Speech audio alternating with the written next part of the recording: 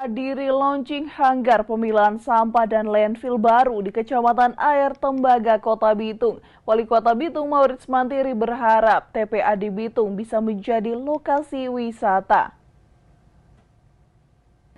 Wali Kota Bitung Maurits Mantiri siang tadi menghadiri launching hanggar pemilahan sampah dan landfill baru di TPA Kota Bitung.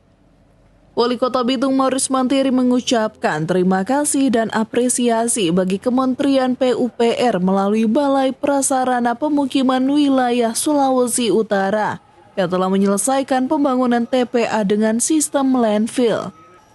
Pengembangan sistem landfill diharapkan dapat memperpanjang usia TPA sekaligus meminimalisir dampak pencemaran baik air, tanah maupun udara sehingga lebih ramah lingkungan. Kalau masih kurang alat bilang, nanti kurang. Kalau mau urus datang ke tempat alat.